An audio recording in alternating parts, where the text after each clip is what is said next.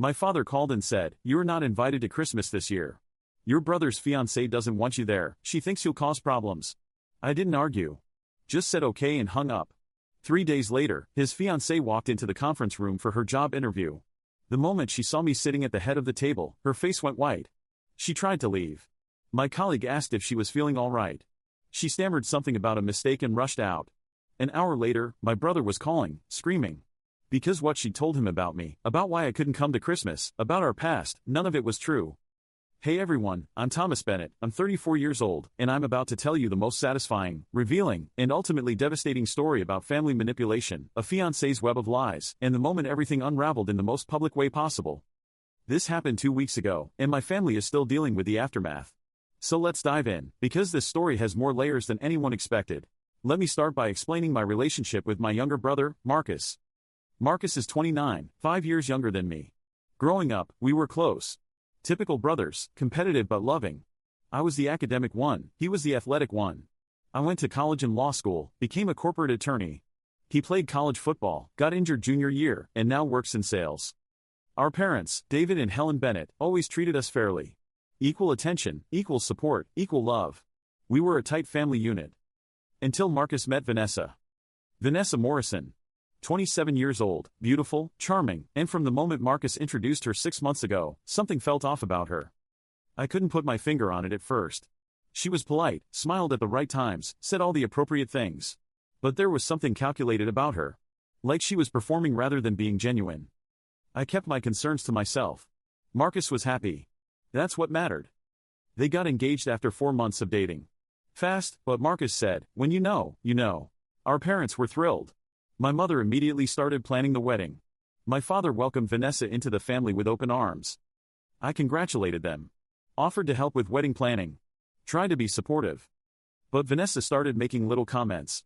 Nothing overtly offensive, just pointed. At a family dinner, when I mentioned a case I'd won, "Must be nice to have a job where you can afford to be ruthless." When I talked about my work-life balance struggles, "That's what happens when you prioritize career over family." When I mentioned I was single, "Don't worry, Thomas. Not everyone is meant for marriage. Some people are just too focused on themselves." Marcus would laugh like she was joking. Our parents didn't seem to notice the edge in her words. But I noticed. 2 weeks ago, my father called me. Unusual, he usually texted for casual conversations. "Thomas, we need to talk about Christmas." "Okay, what about it?" "Vanessa's feeling uncomfortable about you being there." "What? Why?" "She says you make her uncomfortable. That you've been making inappropriate comments to her." I was stunned. "What? Dad, that's not true. I've barely spoken to her." "She's also said you've been hostile about her engagement to Marcus. That you don't think she's good enough for him." "I never said that. She told Marcus you pulled her aside at the engagement party and told her she was a gold digger who was only after his money." "Dad, Marcus works in sales. He makes decent money, but he's not wealthy. What would she even be gold digging for? And I never said that. I wasn't even at the engagement party, I was in Chicago for a trial, remember?" Silence. "Dad? Helen and I think it's best if you skip Christmas this year. Let things cool down. Give Vanessa some space. You're uninviting me from Christmas because of lies Marcus's fiancée is telling." "They're not lies, Thomas. Vanessa's very upset. She's been crying. Marcus is angry at you. We think some distance would be good." "Have you asked Marcus about the engagement party? About whether I was even there? Marcus says you were there. He saw you." "Dad, I have flight records. Hotel receipts. Trial transcripts. I was in Chicago from November 3rd to November 8th. The engagement party was November 5th. Vanessa says you were there." "Then Vanessa is lying. Don't call your future sister-in-law a liar. What else would you call someone who's making up stories about me?" "Thomas, I'm not going to argue about this. You're not coming to Christmas. That's final." He hung up. I sat there, stunned. My own father had just uninvited me from Christmas based on lies from someone I barely knew. I called Marcus. "We need to talk about Vanessa's accusations." "There's nothing to talk about. You've been hostile to her since day one." "I've been polite and supportive. She's the one making false accusations. She has no reason to lie." "Marcus, she said I confronted her at your engagement party." "I wasn't at your engagement party. I was in Chicago for a trial. You know this. You were there. I saw you." "No, you didn't. Because I was in another state. Call the hotel. Check my credit card statements. I have proof. Vanessa wouldn't lie about something like that. Then explain how I was in two places at once. You're trying to sabotage my relationship because you're jealous. Jealous of what? That I found someone and you're still alone. You've always been competitive with me. This isn't competition, Marcus. This is me trying to tell you your fiancé is lying about me. Stay away from Vanessa. Stay away from our wedding. And stay away from me. He hung up too. I called my mother. Same result. She believed Vanessa. Wouldn't listen to my evidence. Told me I was being divisive and selfish. So I was uninvited from Christmas. From my own family's Christmas. Because a woman I barely knew had decided to make me her villain. I was angry. Hurt. Confused about why Vanessa would do this. But I'm an attorney. I investigate. I gather evidence. I find truth.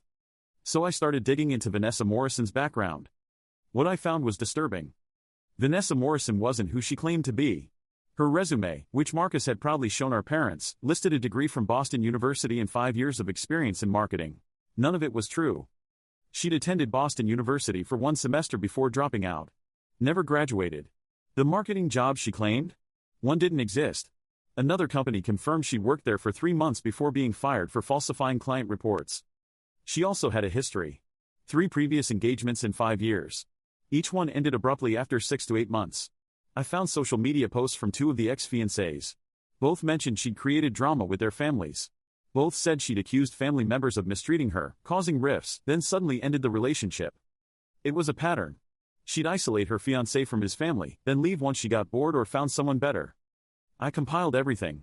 Created a detailed report. Was going to present it to Marcus. But then something happened that made everything unravel on its own. 3 days after my father uninvited me from Christmas, I was at work. I'm a partner at Morrison & Klein LLP, a mid-sized corporate law firm.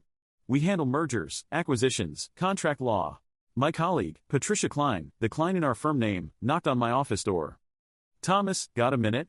We have interviews this afternoon for the marketing coordinator position. I need you to sit in. Sure. Who are we interviewing? 3 candidates. Should only take a couple hours. We set up in the conference room. Patricia pulled up the first candidate's resume. Vanessa Morrison. I stared at the name. Is this a joke? What? This candidate. Vanessa Morrison. Is this the same Vanessa Morrison who's engaged to my brother? Patricia looked at the application. Is your brother Marcus Bennett? Yes. Then yes. She listed him as her emergency contact. Is that a problem? It might be. Let me see her resume. She handed it to me. Same false credentials. Degree she didn't earn. Job she'd either never had or been fired from. This resume is fraudulent, I said. I investigated her background recently for personal reasons. She doesn't have a degree from BU. These jobs are either fabricated or she was fired from them. Patricia frowned. Are you sure? Positive. I have documentation. Should we cancel the interview? No. Let's do the interview. If she's applying to our firm with false credentials, we need to address it. Plus, I want to see how she reacts when she realizes I'm conducting her interview. Patricia hesitated. Thomas, is this personal? Because if this is about your family situation, it's about fraud. She's applying to our firm with falsified documents. That's grounds for rejection and potentially legal action. Fair enough. At 2 p.m., the receptionist called. Your first interview is here. Send her in. The conference room door opened. Vanessa walked in, looking professional in a suit, carrying a portfolio. She saw Patricia first and smiled. Then she saw me. The color drained from her face. She literally went white. Thomas? Hello, Vanessa. Please, have a seat. She looked at the door like she was considering running. I didn't realize, the firm name is Morrison & Klein, I didn't think. You didn't think I worked here? Interesting. Since I've mentioned my job at family dinners. Multiple times. Patricia looked between us. Is everything all right? I'm not feeling well, Vanessa said quickly. I think I need to. Sit down, Vanessa, I said firmly. You applied for a job at our firm. The least you can do is complete the interview. She sat reluctantly, clutching her portfolio. Patricia pulled up Vanessa's resume on the screen. Let's start with your education. You graduated from Boston University in 2018 with a degree in marketing? Yes. Interesting, I said. Because Boston University has no record of you graduating. You attended for 1 semester in 2016 and withdrew. Vanessa's eyes went wide. How did you? I called the registrar.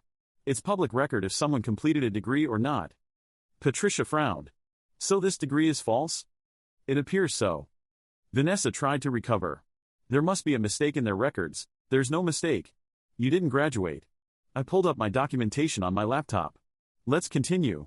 You claim to have worked at Stellar Marketing for 3 years as a senior marketing associate. Yes. Stellar Marketing confirmed you worked there for 3 months before being terminated for falsifying client metrics. Her hands were shaking now. You investigated me? You applied to our firm with fraudulent credentials. Yes, I investigated. It's part of due diligence. Patricia was taking notes. Vanessa, is any of your resume accurate? Some of it, I may have embellished. You fabricated, I corrected. There's a difference between embellishment and fraud. Vanessa stood up. I'm leaving. That's probably wise. Patricia, are we rejecting this application? Immediately. Vanessa, you'll be receiving a formal rejection letter. Additionally, we'll be reporting this to the State Bar Association, as submitting falsified credentials to a law firm could constitute attempted fraud. Vanessa grabbed her portfolio and rushed out of the conference room. Patricia looked at me. Well, that was dramatic. That's my brother's fiancée. The one who got you uninvited from Christmas? The very same. Thomas, is she? Yes. She's been lying to my family. Making up stories about me. Creating division. This is just the first thing she's been caught for. What are you going to do? Tell my brother the truth. With evidence he can't deny. An hour later, Marcus called me. He was screaming. What did you do? Hello, Marcus. Vanessa just called me crying. She said you humiliated her at her job interview. She had a job interview at my firm. With falsified credentials. We rejected her application. You rejected her because of our family issues. I rejected her because her resume was fraudulent. She doesn't have a degree from Boston University. The jobs she claims are either fabricated or she was fired. We don't hire people who lie on their applications. You're lying. Call Boston University. Ask them if Vanessa Morrison graduated in 2018. Here's the registrar's number. I texted him the contact information. Call them right now. I'll wait. Silence on the other end. Marcus? She told me she graduated. She lied. Why would she lie about that? Why would she lie about me confronting her at your engagement party when I was in Chicago? Why would she lie about me making inappropriate comments? She's been lying about everything, Marcus. There has to be an explanation. There is. She's a con artist. She's done this before. 3 previous engagements in 5 years. Each time, she isolated her fiancé from his family, caused drama, then left. I have social media posts from her ex-fiancés. I can send them to you. You investigated Vanessa? After she got me uninvited from Christmas with lies, yes, I investigated. That's insane. What's insane is you believing a woman you've known for 6 months over your brother you've known your entire life. He hung up. But an hour later, he called back. His voice was different. Quiet. I called Boston University. She didn't graduate. I know. I confronted her.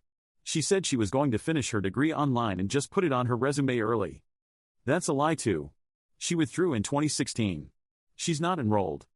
Thomas, what else did you find? I sent him everything. The employment records. The social media posts from her exes. The pattern of behavior. He called me back an hour later. He was crying. I'm such an idiot. You're not an idiot. You're someone who trusted the wrong person. She played me. She played all of us. Yes.